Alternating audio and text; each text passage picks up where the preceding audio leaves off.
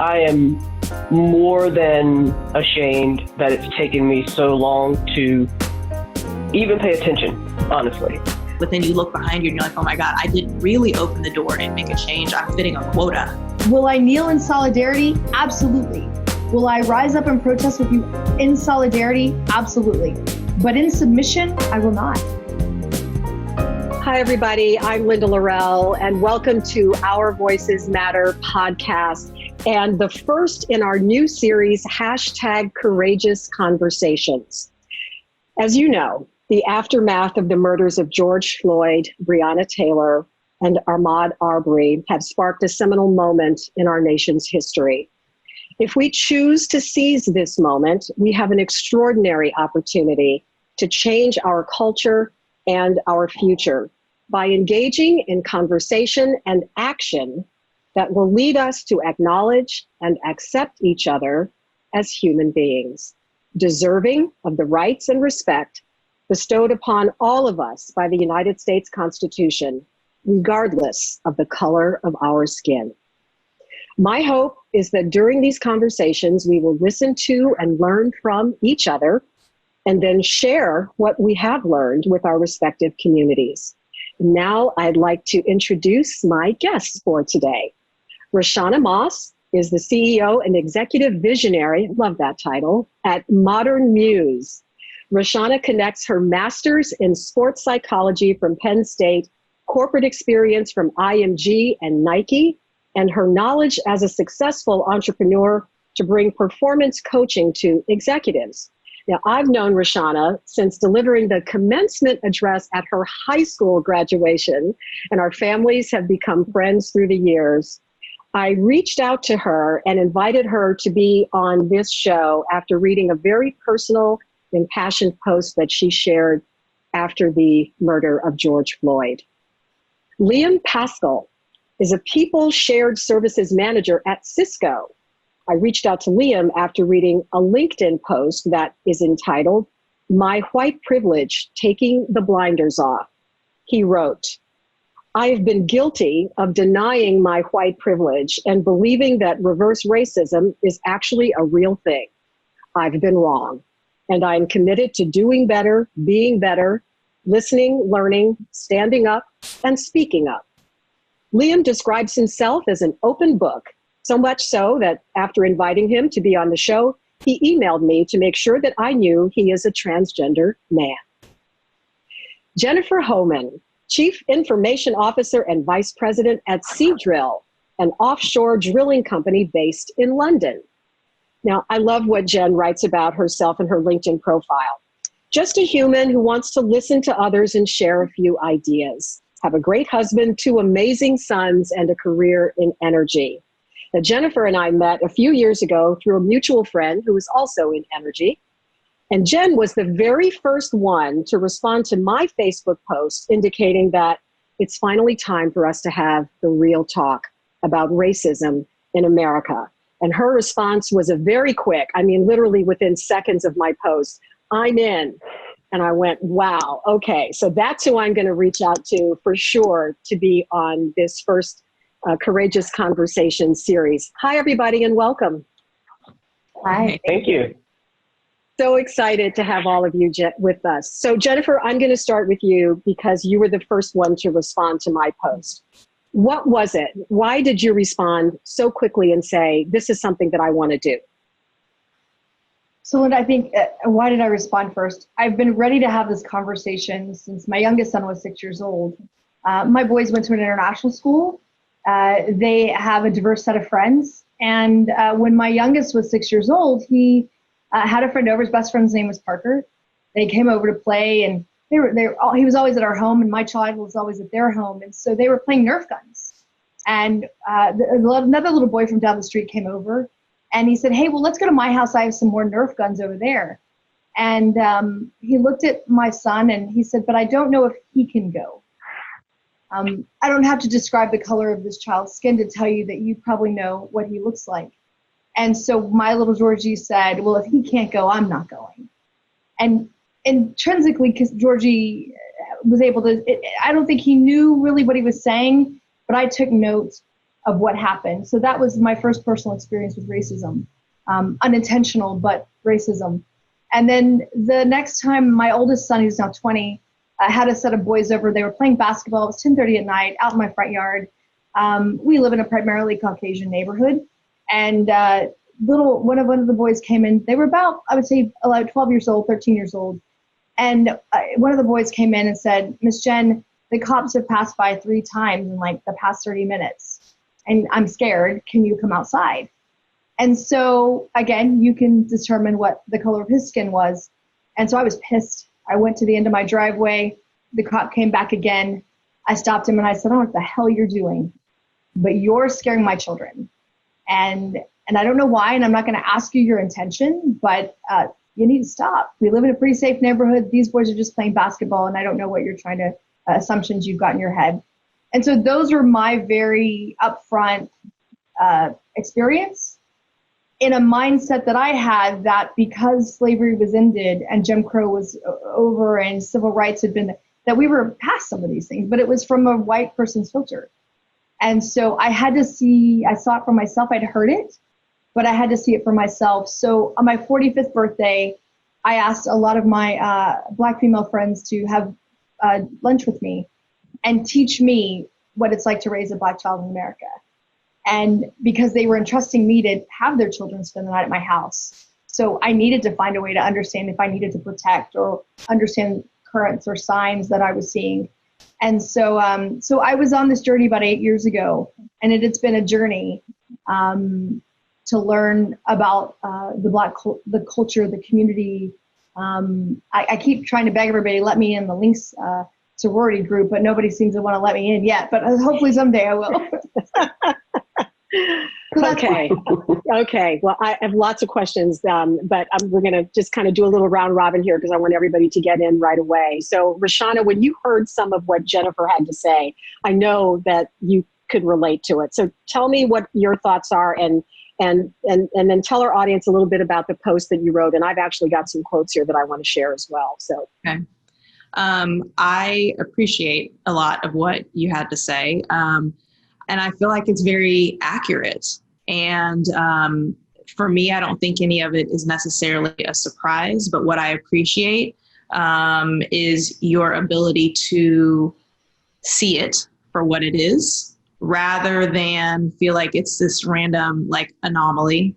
And I think that's what we've done. What we've done for so long is we've put blinders on and thought that, oh, well, maybe racism is only there because someone is, I don't know, has it in their mind, right? That racism is a thing. And then maybe they invite it. So the fact that you're able to differentiate that, okay, these actions are saying exactly that, and we need to confront them, even if it may not be, let's say, overly overt. It's enough to have the conversation and to ask, why are you passing my home? And that's what's happening now, I think, on so many levels, and it's overdue. Yeah. So in fact, Jen, I wanted to ask you, what did you say to that police officer? I mean, what did he say in return when you said, cut it out? These boys are just playing basketball. Did he had respond? No words. He apologized. So that was his best first step. I'm only 4'11", but I can throw a pretty hard punch verbally. And so he really didn't know what to say. And I would have thought that it was unconscious bias, but 4 times around my street is not. We live in a place where there's a lot of patrol, but not that much. And so I just apologized. And, I said, what? I just need you to think about what you were doing. And I need you to know that I've got 2 boys over there that are scared shitless of you right now. And if that's what your intention was, then you made your point. But I'd rather you go. So. Yeah. And just so our audience knows, Jennifer and Roshana are here in Houston with me, and Liam is in North Carolina. So Liam, yes. When I read your post, and again, the title was, tell me the title again. I just lost it here in my notes. Oh, here it is. My white privilege taking the blinders off. So as of this morning, you said it had been read, viewed 18,000 times or more on LinkedIn. And your post also said to the trolls basically out there, I'm blocking you. So first of all, what prompted you to write the post? Why did you write it? You know, like I said in my post, I am more than ashamed that it's taken me so long to even pay attention, honestly. The racism in the country has been going on forever. I mean, let's face it, I don't remember when there wasn't racism. And I think there was something, I don't know what it was, but the video that just kept coming out of George Floyd with the police officer's knee on his neck. And I could not get it out of my head that this man, this human being, was down and couldn't breathe, said he couldn't breathe. And no one cared. No, not the cop that had his knee on his neck, not the cops that were standing around, not the people that were watching. And I just could not get it out of my head. So I started thinking back to my childhood and how I was raised. And, you know, I was raised by my grandmother, and she was an amazing woman.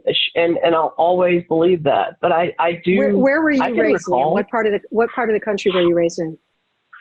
A very small, very country part called Embro, North Carolina. You've probably never heard of it. It was very, very way back in the country where, you know, cow fields and ponds and the whole 9 yards. Okay. And I went to school, elementary through high school, even with predominantly Black children and Black friends. If I went out to, you know, go get pizza or hang out with friends, usually I was the only white person in the bunch. And I didn't recognize it. I didn't notice it, but people would notice it and stare, right? But as I'm watching all this stuff unfold online and on TV, I'm thinking back, and I know as a child and as a teenager that my family made remarks that I would consider to be racist. And at the time, I thought it was maybe a joke, that, you know, they didn't mean it. If I said something, it was kind of just, ha, let's laugh it off. And I've just gotten to the point that I cannot, and I won't any longer just stand by and pretend like this is not happening, because it is. And I have friends, I have family, I have people that I work with that I absolutely love with all my heart. And seeing them cry and hurt and just ask the question of why, I don't have the answers, right? I don't have the answers. And sometimes I'm afraid of saying something that's going to offend some of my Black friends, because sometimes I don't know what to say. But I do know that I need to be a better person, not just a white person. I need to be a better person, a better human being. And I need to figure out what to do to make the world a better place for everybody to live, not just for white people. So, okay, a couple questions for you. In the past, when either friends or family, white friends or family, have made a racist remark, did you ever call them out for it?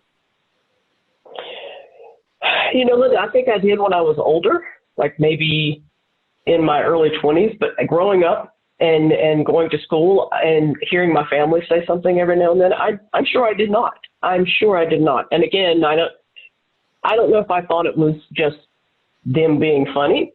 I don't know, honestly. And it's horrible now for me to sit back and hear it. And I remember distinctly this one particular time I had my best friend in high school. We rode the bus together, was a Black girl. Her name was Ann. And she lived probably 2-3 miles from my house, walking distance. And I remember I would sneak off to her house to have dinner or something with her and her family. And I would have to lie about where I had been, because I didn't want to get in trouble for going and hanging out with my Black friend. Mm-hmm. Mm-hmm. Jennifer, what about you? When you are with your white friends and or family members who say something that is clearly racist, have you ever called it out? Yeah, absolutely. I think when I was, I'll refer to Liam, when I was younger, It was more innocent ignorance of understanding, or not really understanding what's going on. I remember in high school, there was some type of racial tension, and I had friends in every group, whether color or whatever, or like the people, the stoners, I had friends in every group. So, but all of a sudden my Black friends no longer spoke to us for a while. And I regret not understanding then what was going on, but it was just that I just kind of ignored it and went on. It didn't really affect me directly. So that I look back and I see that as I've grown and my children have continued to do what I did and have friends in every type of, in every group, what now some of the adults in my life that are white have said is, oh yeah, Jen, she wants to be Black. And look, I'll admit, a Black girl party is a lot more fun than a white girl party. There's no doubt. I mean, I'm telling you, it just is, y'all. There's just this freedom and love and like soul and spunk. And I'm like, I just need more of that over there. And so when they say that though, or when racial tension and issues with Michael Brown, I read all 21 documents of that case. With Eric Garner. So I have been on this path, and they will say something, and I am a healthy debater. So I will absolutely debate, and I will absolutely call it out. And I will say, if there was a Black human sitting in this room, would you say that then? Or would you be afraid to say that? Or would you be cautious about saying what you just said? And if you can't do that, then don't fucking say it. Oh, sorry. I'm a bad cusser. No, it's okay, babe. You do you. You do you, right? That's yeah, right. I mean, and having, I tell you what, guys, the other night when the riots were going on, or protests, I love them. I'm a good protester. I'm always a protester, but I didn't go this time. But when the protests and the riots were going on downtown Houston, right now, a young man by the name of Andrew, his family lives in Nigeria, and over the summers and breaks that he stays with us. And this is like my child. I have never felt fear like I felt when my two boys, the two oldest, and Indra and Gavin, wanted to leave and go to a friend's house. And I begged them, please do not go downtown. I fear for your life, Indra. If I had to call your mother and tell them something happened to you in my care, I would lose my mind. And so, but I got just an ounce of what mothers and fathers feel like raising a Black child in America, especially a Black child. Yeah. So that was intense for me. So yes, I fight back, Linda. I was done a long time ago, but I let another cause came into my life, so I kind of put it to the wayside. But I'm ready to lend my voice when it's time. When it's time. Well, and that's what you're doing right now. So, Rashana, did your parents ever have the talk with you? I would say that my parents had the talk several times. And it wasn't this idea of, oh, she's 10 years old, so therefore we need to have the talk. It was based on incidents that would happen. Mm-hmm. So Linda, you're really familiar with this because of, you having exposure to Duchenne, your daughter going there, same school that I went to. When I started there, it was predominantly white. I would say that the demographics in Houston obviously are very diverse, and so that's what I was used to prior. But there would just be little things. Like I'll never forget, I think it was kindergarten when we were doing some type of a Jane Fonda skit where someone's legs are out and then you sit on top of them and then you put some type of shroud on top to hide the fact that it's two people. And then, someone's talking, their legs are going in directions that shouldn't be possible if it was actually real. I distinctly remember not being able to play that game or being told I couldn't play that game. And it was because of the color. The color didn't match. Now, we were kids, so it wasn't some type of, it never came off racist at all. But there was a differentiation that I was aware of at that point. Mm-hmm. So that was kind of, I would probably say my entry to it. Then because I was a tennis player and I was at the country clubs in Houston, that's when I really experienced like true racism. I had a very independent attitude, especially in high school when I was pursuing, tennis to go to college. And there was a particular tournament that I was going to in the Woodlands. And I was just hell bent on going on my own. My mom really didn't want to let me go by myself, but I did anyway. So that tennis match, I was actually thrown out of that tournament. And I believe it was the match. Yeah, if I would have won that, I would have been in the finals. And it was a big deal for me because at that point, we had class differentiations of like championship versus super championship, and that affects your ranking and it affects where you're going to college and everything else. But it was thrown. The match was thrown 1,000%. It was a racial issue. I was devastated because tennis was everything to me. And my mom was like, that is exactly what I was talking about. So I didn't know before why it was happening. I mean, I knew once I was truly thrown out of the tournament, but I didn't realize that that's why my mom didn't want me to go alone. And for me, it was a realization of I would have won this match. I was stronger, I was faster, and the smarter player on the court. But my talent wasn't going to allow me to win necessarily, because sometimes the color of my skin is a problem. And that was a major shift to understand sometimes you can't outperform race. Yeah. So, sorry, Linda, did the ball line go? The ball was in, and he said it was the line judge said it was out, or no? It was actually because of it was actually a grunting issue. So remember, like 80s, 90s, grunting was a big deal. Like Monica Seles, this just we grew up grunting. Wait, you mean like grunting, like that? So when you hit the ball. Right. So Monica Seles, Maria Sharapova, are known for every time they hit the ball, it's like and sometimes it's like a shriek. For sure. And even Serena does it sometimes. Now she's not consistent with it. But so they were chastising you for grunting too much? Correct. So what happened, since there was a comparison, is because there was another court where another girl was grunting. She was white, nothing happened. I got thrown out. You got thrown out for grunting? Yep. Grunting. Okay. I mean, that would have been, the judge would have been on the ground with the bat over his head. Oh. Now, had I been the only person grunting, right, it would have been one thing. But the fact that it was happening on more than one court, but I was the only Black, it was an issue. And the only one thrown out. Right. Yeah. And the only one thrown out.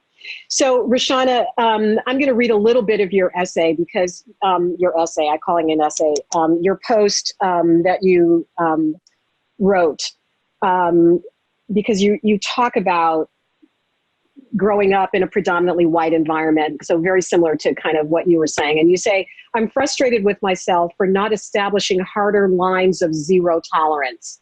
I have had the opportunity of integrating into many cultures, and there are times when I was silent in an effort to not overdo it.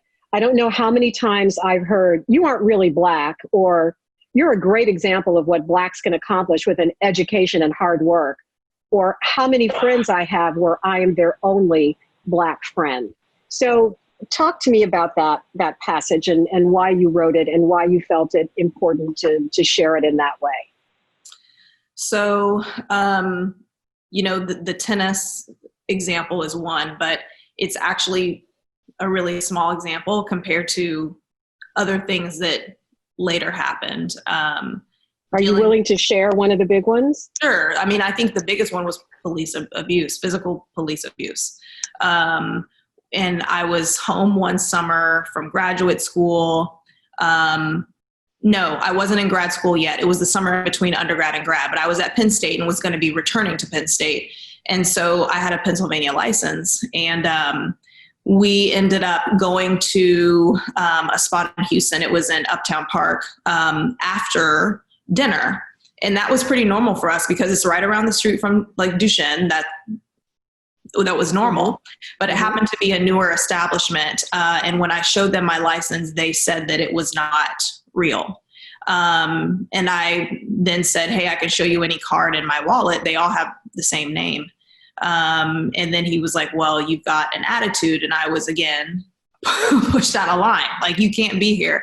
And so I'm looking and I'm like, this is weird. And I'm like, okay, well, yeah, I am the only Black person here, but he has no idea that I went to Duchenne, and all the people that I'm with of multiple different cultures, everyone else went to private school in Houston too. This is not like some type of whatever they were racially profiling. I don't think they fully understood.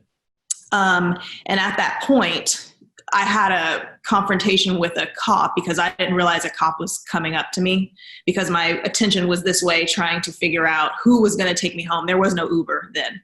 So as I'm doing this, I see a figure coming to my left, and I'm hot at this point because I'm like, I'm just trying, like, I'm about to head to grad school. I'm just home for the summer. This is ridiculous. And I thought it was a bouncer coming to do whatever. So as this person gets closer, I'm like, I'm going to have to move, or they're going to be in my space. And I wasn't having it at that point because I knew I was being honest, and I did this. And when I looked up, it was a cop. And so he asked me a few questions, did you just hit me? And I was like, sir, I had no idea that you were a cop. I just saw something coming up to me. And I was like, no disrespect whatsoever, that, like, immediately, right? Like, I wasn't going to have an attitude at that point. And next thing I know, I am tossed around like a rag doll and end up with my face in the concrete. And I'm hauled off. And then once that happened, there's a lot of stuff that, happened once you're there. I was only there for like an hour and a half because my dad, of course, came to save me. He knew something was wrong. Like, he knew something wasn't adding up. But what happened is the next morning when I woke up, there were bruises all up and down my arms. And my mom was livid. And of course, the question was, what are we going to do? Are we pressing charges, this, that, and the other? But I had just gotten a full scholarship to grad school. And one of the stipulations, you cannot get arrested. No. So it was hush hush. I went back to school, and that letter came in the mail later because, of course, I didn't show up for court or anything because it was like a Class C offense. But it said, you plead guilty to the contest of public intoxication. I did not drink that night, nor was I given a breathalyzer. So it's those types of things where I'm like, okay, you're innocent. You're just going to school, trying to make a better life. Then the business that I had for, 9 years, the fitness studio, the reality is that, so it was a bar studio. It's called Pure Bar. The climate itself is, I would say, probably 95% white, just because of where it fits in the market. And to be the first Black owner with that, and then not see the tone or the climate really change, right? Like, you think, oh, I'm the first and I'm going to be opening the door for others. And then you get down the line and you're like, wait, I don't think I really. And by the way, Roshana, you had 4 Pure Bar studios, not just one, but 4, right? In Austin and Houston. Yes. Okay. So it was 3 in Houston. 3 point in Austin, and then the one in Houston.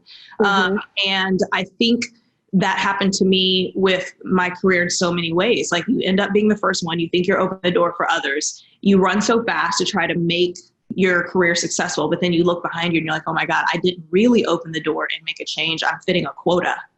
That's a huge differentiation. And so for me, when it was time for me to sell, there was a lot of reasons I sold for in regards to a business perspective. But part of it also was, I'm not making a change or an impact, and I cannot stand here and represent something, right, that isn't doing that. It's time for me to truly speak the truth and help in a, more meaningful way. So you thought you were opening the door for more future Black owners of that franchise, but that was not happening. You felt that you were just filling the quota. Correct. There were a few that came in, but once we got to a certain point, that was it. That was it. Yeah. Interesting. So Liam, you've been with Cisco for a number of years, and you write glowingly about your company on your LinkedIn profile and your blog and everything. What is it about Cisco that creates, in your view, an inclusive kind of environment? And then I also want to know what the internal conversations have been at the company in the aftermath of the Floyd murder? So I think when we talk about Cisco, the way I would describe it is not only diversity and inclusion, but belonging.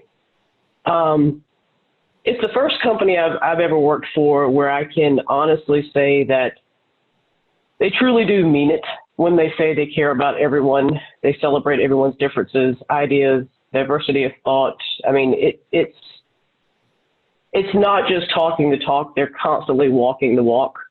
And for me, just in the past 5 years that I've actually been here this time around, seeing them step up and not only address issues that have to do with race, gender, they addressed the HB2 bill for North Carolina when that was being kind of pushed down our throat here.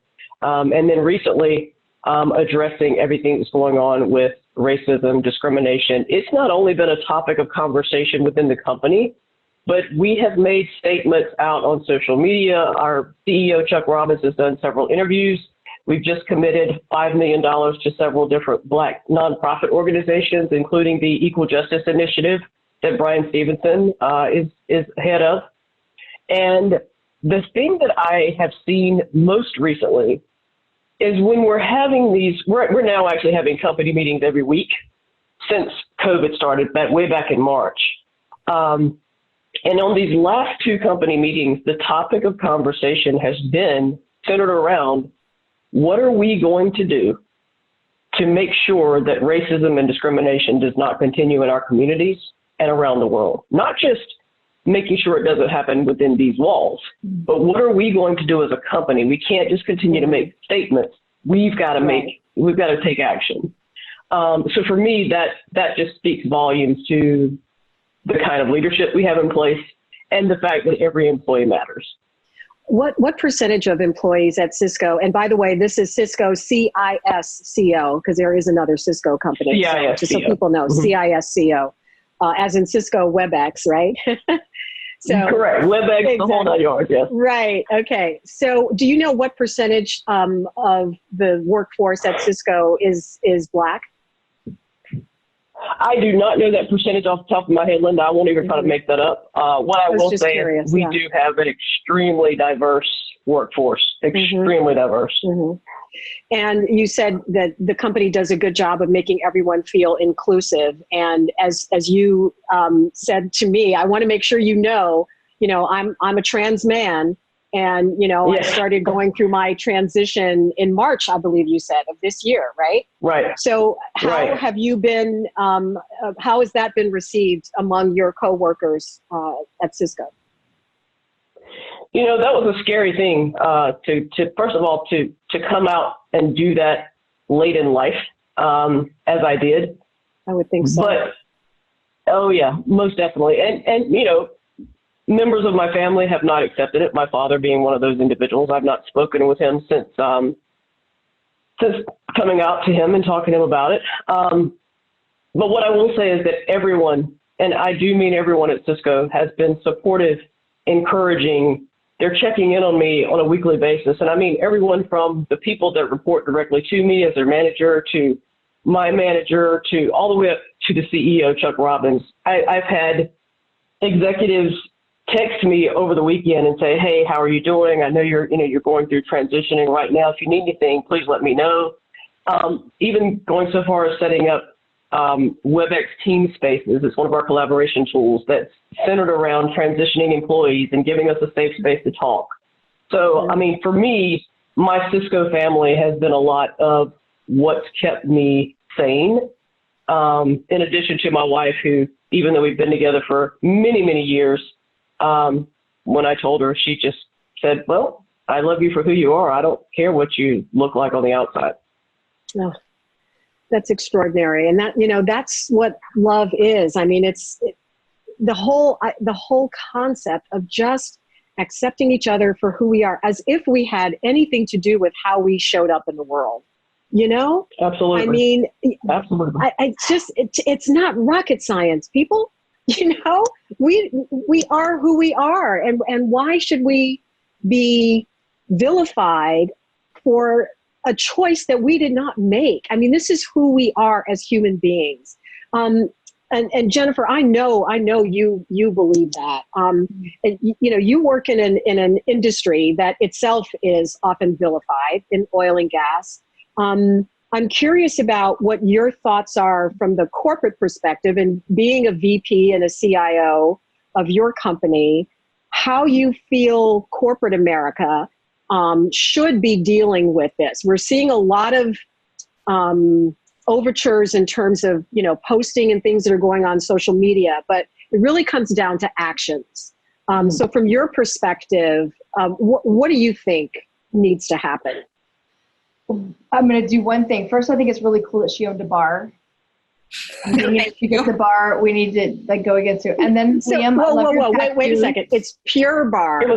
Was it like an alcohol bar? No, not an alcohol bar. Let's be clear. Okay, Pure Bar, Barre. It's a fitness studio. Oh God, never mind. Donna, we can be friends at the real bar. I'm no longer cool. I'm no longer cool. Ballet bar.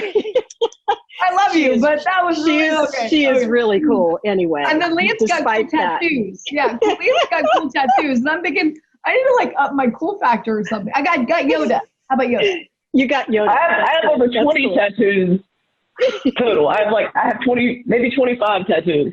I love it. I love it. So right. Here's what I think. First, corporate America needs to acknowledge there is something happening, right? That people are feeling uncomfortable. That their employees that are people of color are experiencing uneasiness. They have to just acknowledge it first. The second thing I think is just like we did COVID, right? Which is a great example. Everybody's like, let's worry about not only our physical well-being, our medical well-being, our emotional well-being. Well, we're having weekly meetings about that. Why are we having weekly meetings about this? Right? So I think that we could, as a corporation, could step up, as a corporate community could step up and acknowledge the issue and figure out how to address it. And it's not just by having a diversity inclusion director. It's not. If you look, I mentioned her name, Cassandra Corley. I think you may have met her before, Linda. She's my best friend, and my best friend not only on the outside but also inside work. And the way we made the most progress in another company I used to work for was partnering together. Because what I believe is that the change for the opposite is in the hearts, minds, souls, actions, and mouths of the opposite, right? So for example, as an advocate for women, the change for me is in the hearts, minds, souls, mouths, and actions of men as a female. Mm-hmm. As a person of color, it's in the white community or the opposite community.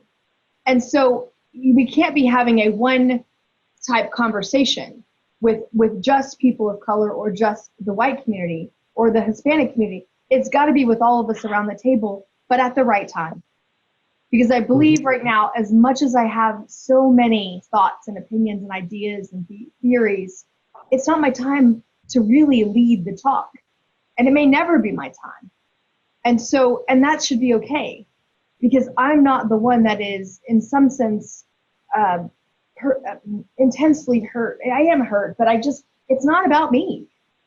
And so it's not about just my voice. It has got to be where the corporate community seeks to understand, seeks for solutions, and then partners with a various number of people that can create and influence change. So when you say you're not the one to lead the talk, you mean you as a white woman, is that what you're saying, are not the one to lead the talk in your corporate setting, but it needs to be a Black woman or man who is speaking to the challenges? Is that what you're saying? That's right. It's not my personal experience that has hurt or offended me in this particular issue. Mm-hmm. I have seen it. It has been in my home. I have experienced it. I've seen my friends experience it. But I can't tell you I've ever had to sit in that shoes and worry about my child, my biological child, leaving the door. Mm-hmm. And going outside. So I think it has to be the conversation has to start with someone that's experienced the issue. And then we have to play support roles in offering our opinions and ideas and come to a place. And so I do. I mean, that's my personal feeling. People's may be different. I just think right now in my gut instinct, it tells me to listen, to participate when asked, and do what I can to support the change that others are believing that needs to happen. And maybe at some point I'm asked to be led. I'll show you one thing. Well, first, my first sign is this. What does it say? Let me put my glasses on here. It says, please be patient with me. I'm learning. I'm learning. Yes. Love it. Learning. Love it. We're all learning. Yeah. The other thing, a sign I have is, if you can see it, I've come up with this kind of concept that says this is racism, and then there's intentional racism. And then there's ignorance and intentional ignorance. And then there's intelligence and intentional intelligence. I want to be here. I definitely don't think I've really ever been here. I definitely know I'm not intentionally racist, but I was at some point ignorant, never been intentionally ignorant, but I want to be intelligent and intentionally intelligent. A lot of the white community is right here, but there are some of these jerks, right? Yeah. And some people are also racist, but not intentionally. And I think that's what the community is, the white community and corporate community is afraid of, is to be boxed into saying we are all racist. And that's fear. That's scary. I don't want to be that. Yeah. And so that's what I think from a corporate standpoint, we have to figure out how we listen, learn, support. And so, Rashana, I want to get your take on this too, because you also, in addition to being an entrepreneur, also have a corporate background from Nike and IMG. So respond a little bit to some of what Jennifer was saying. I could see your nodding going on. So I'm so into this right now because my coaching has taken, a pivot because of this, right? So I coach in the corporate world, but it's holistic. HR is sometimes my nemesis because you're not supposed to talk about race, politics, and religion, right? Well, now we have a problem where, because we haven't talked about race, everyone is trying to backtrack and figure it out. So with that said, I'm in a good space because I'm a third party and can come in and kind of calm everything down. Right? So rather than someone coming in who's part of the company saying this or that and it creating a charge, the third party can come in a so-called unbiased way and make a shift. So what has happened, I'll give you a great example of one of the companies that I was already contracted with prior to this happening. Because they already had someone in-house, we were able to get something out via social media very quickly. The CEO was then able to address her entire employee staff. Then she addressed specifically her Black staff. And then on top of that, she's already had a conversation where they were brought to the table to say, hey, for her to say, we have to figure out what our short-term and long-term goals are. But before we even move, we want to make sure we've spoken to you and included you in this conversation, not burdened you in order to make this your task, but we want you to be involved in the manner that you want to be involved. And because that all has happened, everything calms down a little bit. Now, the danger with any company who then is doing that is if you are in a company where there has already been issues, okay? Because a lot of companies, let's be real, they're past the tipping point because of there being like a historical problem in regards to true inclusion. If you don't show up and do it, this is going to rise back up. Like we are at that point where companies are not going to be able to get away with, hey, we sent out a social media post, we've addressed you for all of 3 weeks, right? And then hope that it dies down. It's not the case anymore. This is too big. This is too compounded with COVID and all the other situations. I truly believe that this is a cultural shift within corporate America that is not going to go away. Very few are going to be able to get away with being complacent on this. I love all the points that you just made on that. And Liam, I could see you wanting to jump in, so go for it. No, I was actually just thinking about, as Jennifer was talking, not necessarily corporate America, but the whole part about most people falling in the middle and the ignorant piece. I think sometimes we use ignorance as an excuse. I think people all too often that could be categorized as ignorant are just those people who they've just become like historically terrible at discussing racism or anything that makes them uncomfortable, right? Mm-hmm. So when something comes up and they don't want to talk about it, for example, race, they come up with these, well, I'm colorblind, or I've got black friends, or, I don't care if you're pink, brown, green, yellow. But then at the same time, when you talk about Black Lives Matter, the first thing out of their mouth is, well, all lives matter. Okay, I get that, but you're not understanding why we're now saying Black Lives Matter, right? If your house is on fire, and I know you guys have seen this all over the internet, and the fire department comes to put the fire out, are you worried about the other houses in the neighborhood that aren't on fire? No, you're worried about yours. And I think just saying that people are ignorant is just an excuse, that we're just allowing them to be that way, and we have to stop doing that. Well, and part of it is the ability to have these kinds of courageous conversations, because it can be scary to open up and be vulnerable and talk about, your greatest fears or the greatest challenges that you've had. Liam, when you posted your article on admitting your white privilege, what were some of the negative responses that you got? I know you deleted them from your feed, but give us a sense of what folks were saying. Let's see. I had one lady who basically just went completely off the deep end with, how dare you, say something like that. It has nothing to do with your color of your skin. If people would just work for what they deserve, they would get it like everybody else. It's not my fault that, this happened to this person, or that happened to this person. You need to pack your white privilege up and throw it out the window, or something of that nature. Mm-hmm.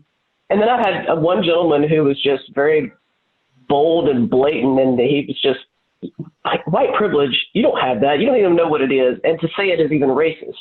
So then I'm starting to think, I'm researching online because I'm trying to do my homework so I don't judge someone else. I'm thinking, okay, was it a bad thing for me to say white privilege? Because I didn't mean it the way that this person is potentially taking it. It's just me understanding that there's a lot of things I don't have to worry about when I leave my house. I don't have to worry about if I'm getting pulled over by a cop, what's going to happen, right? Mm-hmm, mm-hmm. And I don't think people sometimes look at it that way. So then I started going back and rereading my article and wondering, okay, should I have said this or shouldn't I have said that? But all in all, honestly, most of the comments have been very supportive. I've gotten a lot of messages since I disabled the comments. And I don't regret posting it. I did get some nastiness, but I reported those people, and some of them got reported to their employers. And then there are also those folks on LinkedIn who think that, and who say, we shouldn't even be talking about this on LinkedIn because it's only a business site. Well, hello, mm-hmm. This issue is affecting every business on the planet. You cannot ignore this. Jennifer, you agree? Yeah, well, so there's two things I want to say around the ignorance part. One is I have had these theories. I have a lot of theories that I've been building up over the past 8 years, but one of the theories is that we are village people. We hang out with the people that look and think like us. That is the majority of the community, right? It has been the other night, and so that's why I say ignorance, though, Liam, is because when you're not faced with it, when you're not going outside of your own boundaries, or with hanging out with other people from different cultures, whether that's Indian, my father's Iranian, believe me, during the Iranian hostage crisis, we saw racism my uncle's car got blown up, right? So we saw just a little bit of what the Black community feels. So I would say that because we are village people, we stick with our community. We don't have to experience some of the things that what we're seeing, right? What the Black community does. That's on the ignorance piece. That's why I put that on that, what I call a maturity model. The other piece about what I would say is privilege is this. The other night during COVID, I quarantined my 20-year-old, and he snuck out 3 days into being quarantined. He snuck out. The 20-year-old boy snuck out of the window like a child and decided he needed to go see his friends, right? Because he had just come from Montreal, so we made him quarantine. Sure it wasn't a girl. Like, hello, I am not sure it was a girl. In fact, I know it was. So he at 4:30 in the morning, I get this knock on my door. I look out my window. 4 cop cars are facing my house with lights on. And I'm like, oh my God, we're being raided. I'm thinking to myself, what does he have? Fire or something? I don't know what's happening in the house, right? And it looks like my house is being raided. So I look at the cop says like this. I'm like, oh my God, my heart's beating so fast. I'm like, honey, somebody's breaking into the house, or we're being raided. Something's going on. Like, we're in trouble. He's snoring, never wakes up, of course. I go to the front door, and he said, ma'am, do you have a son named so-and-so? I said, yes. He said, do you know where he is? I said, he should be in the guest room, quarantining. And he said, nah, is that him at the end of the drive? I used explicit conversation when I saw him at the end of the drive. I was not ready to read it. I walked up to him, and I was like, are you kidding me? I was COVID. I went all into it. I said, you go up there and stand by the door, but don't touch the handle. Oh, yeah. I'm talking to the cops, right? I'm talking to the cops, and the policeman says, you know, ma'am, we saw an Uber driver, or we saw a car that didn't go on your street. Come up, we followed it. All of a sudden, this man comes out, gets on the roof, and tries to get into the window. We called him down. He says he lives here. Blah blah blah. Right? I'm so mad. I'm like, why don't you just walk out the front door as a 20-year-old man? Right. Okay. So then the policeman says, and here, ma'am, is his fake ID. Alrighty then. Giving me back his illegal fake ID. And he said, well, yeah. And of course I looked back and I said, I said it with terms. I said, I'm giving you this fake ID back because not everybody would get it back. Most kids would have to get arrested, and they knew exactly what I was talking about. That is privilege. I live in a nice neighborhood. My child is out of a certain color. Wow. We live in we're a fluent family. And they gave him his fake ID. Otherwise, if that were my son, my adopted child, Andra, he would be in handcuffs. Yep. We know it. They would have gotten away with that. Yeah, you would have gotten a phone call, come pick him up. Absolutely. Yep. Absolutely. And that in itself, that's what privilege is. And I think that we as the white people don't like that word. It just doesn't feel comfortable anymore. It's been turned into a word that feels bad. I am not going to apologize that I live in a nice home. At one point, I had to work my ass off to get where I am. I had nothing. My parents didn't pay for college when I decided not to when I decided to party too much.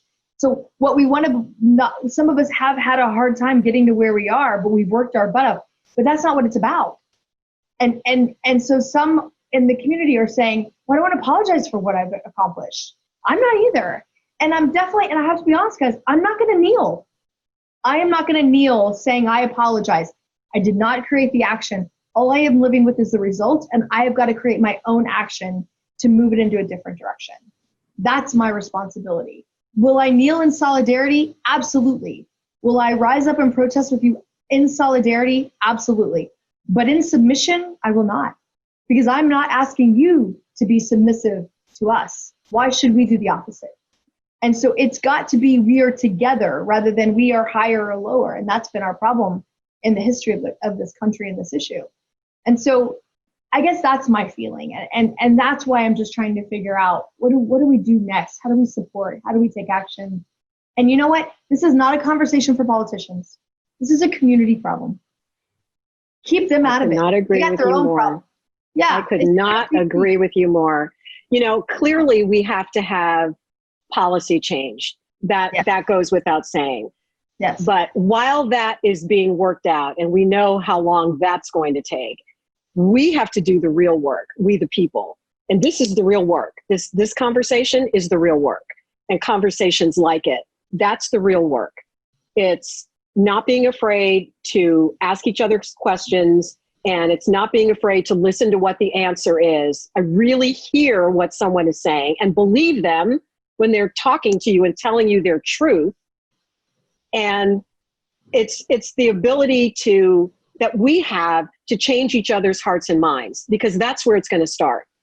I mean, Roshana, what are your thoughts as we start to kind of wrap up this conversation? And if there's anything that you want to make sure people hear from your perspective and anything in particular that you want white America to know based upon your experience and the conversations that you've been having with your friends of all colors and ethnicities and races? For sure. So I think I keep saying intersectionality because the point where we all intersect is a good place to start, right? So for example, let's say there's a conversation between a Black person and a white person, or we're talking about a corporate setting, right? It doesn't make sense for someone like me to come in and coach only the Black employees, right? Because what does that do? It's a need for everyone, right? And especially leadership to understand that the conversations need to start and that race should not be something that is off the table based on old HR mandates. It is super important. It's just like a relationship. Think about when you're in a relationship, things aren't going well and you need to have a conversation to fix it. You've got to get down to the truth. You have to start with where each person truly is. Mm-hmm. And maintain some type of patience, understanding, empathy. And then as you start to talk, you'll make progress. So I think that this is really great because it'll start to open up conversations for vast diversity, because we aren't stopping here. A lot needs to happen, right? I mean, just as far as so many different types of people and what true inclusion looks like, even at higher levels. So I keep going back to intersectionality, being patient, and let's start with where people are and move from there. Love it. Love it. Liam, Rashana is talking about how we need to meet people where they are, and that it's not, we're having this conversation because of race right now, but it's really about accepting all of the diversity that is in our society. Gay, straight, trans, Black, white, Asian, Hispanic. I mean, it could go on and on and on. So from your perspective, what would you like to see happen next? I think we have to start having those conversations, those difficult conversations with each other. I think even for me lately, I've just been reaching out to some of my colleagues in the workplace, and versus just, asking that, how are you doing? Because no one wants to answer that right now, let's face it. I mean, you don't really want to know how I'm doing. It's really trying to give them the ability to open up and just get things off their chest and truly listen.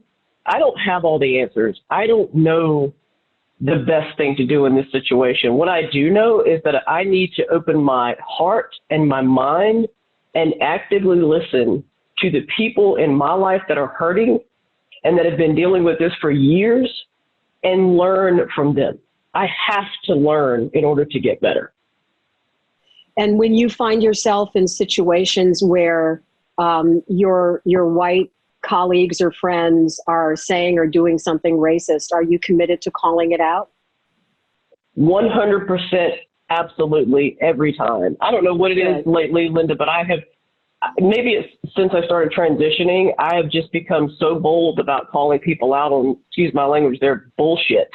And if you're going to speak about something and you're going to talk about someone when it's just uncalled for, like I'm not going to deal with it anymore. I've decided I'm done. And that was what that article was for, is just to let people know, look, if you've got something to say, fine, say it, but know that I'm going to come back at you. I love it. I love it, because the silence just perpetuates the status quo. Yeah. And Jen, silence I know is not going to fix it. Exactly. And Jen, I know you agree as well. I'll let you have the final word on wrapping up this conversation. How about that? Thanks. So Rashana and Linda, I hear you. I get it. I think that you have to be patient with some of us that haven't had this experience and aren't living in the world that you live in or the shoes that you have. And I would ask for patience, but don't settle for non-action on behalf of this community. And I think at the end of the day, we continue to have to focus on helping the younger generation also understand perspectives, because they're not always dealing with a critical thought process or the maturity that we have. So at the same time, we're dealing with our own thoughts and processes. We have to help them through theirs. and my commitment to my friends, and Linda, I consider you one of them, or Roshana, we're going to be friends since you were embarked before, is that I will be like Liam. I will not let it go. I will address it. I will take action, and I will continue to fight for equality, of which we don't yet have. Awesome. Thank you so much, Jennifer, Roshana, Liam. This is exactly the kind of conversation that I was hoping would evolve, and hopefully this is the first of many more that we'll have an opportunity to have on this podcast going forward. I hope you guys have enjoyed this as much as I have. And I know our audience is going to get something out of it. You guys are funny too. I mean, I love your stories, just such great stories. So, this we may take our show on the road or something. Maybe let's do it. Let's do it. Hashtag courageous conversations. I love it. Love all of you. Thank you so much for sharing your time with us. Audience, thank you for giving them permission to speak and for having the courage to listen with an open mind. We will see you again next time. Are you ready to take the leap and participate in a courageous conversation? If so, shoot us an email at contact@lorellemedia.com. In the meantime, wishing you light and love.